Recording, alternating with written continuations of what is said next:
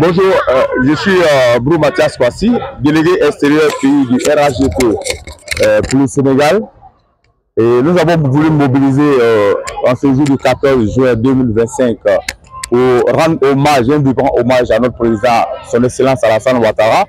Et cela pour dire au président que, effectivement, c'est le président bâtisseur de la Côte d'Ivoire. C'est le président, comme on dit, 3 étoiles. Et c'est en ce jour qu'on a choisi pour pouvoir lui dire merci. À cet effet, nous avons ici aujourd'hui notre superviseur qui est venu spécialement d'Abidjan pour encadrer cette cérémonie. Je suis M. Yaké Célestin, membre du secrétariat national en charge des militants RADP de l'extérieur. Je suis ici au nom du secrétaire national chargé des militants de l'extérieur, M. Ouattara Dramandi Odé. Je suis ici pour superviser cette activité. Il est question d'un grand rassemblement des militants de l'Afrique de l'Ouest 1 et 2 parce qu'au niveau de notre organisation, l'Afrique de l'Ouest est scindée en deux. Et ce sont ces responsables, le personnel politique qui est ici aujourd'hui réuni à Dakar pour une déclaration importante. En réalité, les militants de l'Afrique de l'Ouest ont décidé de demander au président de la République, Alassane Ouattara, de bien vouloir accepter d'être le candidat du RADP pour les élections présidentielles d'octobre 2025. Je suis venu, j'ai vu la mobilisation, je suis très fier des militants et je voudrais exprimer ici au nom du secrétaire national, M. Odé Draman, leur dire merci. Merci pour l'engagement militant, merci pour leur détermination, pour leur engagement pour la cause du RADP. Et dire que ce que j'ai vu ici, je suis satisfait et je suis convaincu que le 25 soir, nous allons gagner les élections présidentielles un coup KO.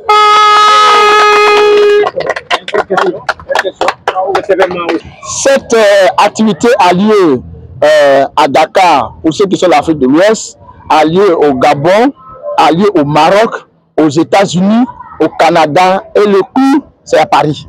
Actuellement où je vous parle, il y a un grand rassemblement pour ceux qui sont connectés sur les réseaux sociaux. Vous voyez derrière les images, un grand rassemblement à Paris où tous nos responsables politiques sont là-bas pour montrer à la Côte d'Ivoire et aux pays et aux autres pays, surtout au plan international, l'engagement du RADP, des militants du RADP, la détermination des Ivoiriens autour du président Alassane Ouattara. Vous savez, le président Alassane Ouattara, c'est un homme qui travaille. Et moi, je dis toujours aux gens, et ça, je voudrais que vous, la presse, vous puissiez relayer cela. On ne change pas un président parce qu'il a duré au pouvoir. On change un président quand il ne travaille pas. Et en Côte d'Ivoire, le président Alassane Ouattara travaille. Et nous voulons qu'il continue de travailler pour nous. Nous voulons qu'il continue à apporter ce qu'il faut pour la Côte d'Ivoire. C'est le message que nous sommes venus entendre. Et j'ai été très heureux de savoir que nos militants de l'Afrique de l'Ouest 1 et 2 sont déterminés pour la cause du RADP. Et je voudrais les féliciter. Merci. À dire vrai, j'étais un peu sceptique au départ, mais je suis fier. Je suis fier et je voudrais ici exprimer la reconnaissance de la direction du parti à M. Mathias Kwasi, à tous ses collaborateurs et aux délégués extérieurs qui sont venus des autres pays pour faire ce meeting. Je suis vraiment fier. J'ai senti un engagement, un engagement vraiment total de la part des militants. En tout cas, nous sommes fiers parce que la mobilisation est de taille.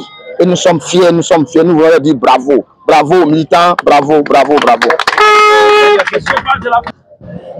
Aujourd'hui, c'est un rassemblement pour demander au président Alassane Ouattara d'accepter d'être le candidat. Et l'Afrique de l'Ouest a donné le ton, a dit qu'il faut que le président accepte d'être le candidat de l'ADP.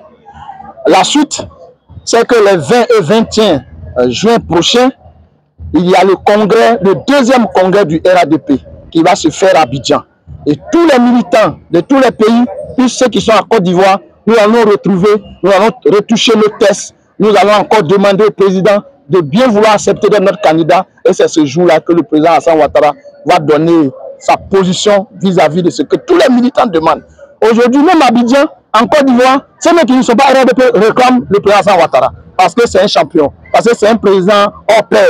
C'est quelqu'un qui fait de grandes choses pour notre pays. Quand tu arrives à Abidjan, tu arrives en Côte d'Ivoire, tu te dis, mais c'est pas la Côte d'Ivoire qu'on connaît depuis là. Et je suis fier de ce que aujourd'hui ici à Dakar, nos frères, nos militants, militantes et militants ont confirmé cet engagement auprès du président Alassane Ouattara. Je vous ai dit tout à l'heure qu'on ne change pas un président parce qu'il a dû au pouvoir. On change un président lorsqu'il ne travaille pas. Nous, on voit les preuves du président Alassane Ouattara. On n'a pas besoin de changer. On dit on ne change pas une équipe qui gagne. Le président Alassane Ouattara fait des merveilles pour la Côte d'Ivoire. On ne peut pas changer. Et sur ça, sur les projets que le président Ouattara fait en Côte d'Ivoire, nous voyons que le pays est debout. Le pays est debout, le pays se développe. En Côte d'Ivoire aujourd'hui, dans quelques mois, il n'y aura plus de village en Côte d'Ivoire qui n'est pas électrifié. Ça, c'est du jamais vu. Voilà, le pourcentage d'électrification, non, c'est du jamais vu. Ne serait-ce que ce point. Et donc, pour ça, nous voulons dire que le président avant de continuer. Il y a bitume partout aujourd'hui à Abidjan, en Côte d'Ivoire. Il y a la réalisation, il y a les universités, il y a les grandes écoles. Non, le développement que le président on ne peut pas. Et il y a des ponts.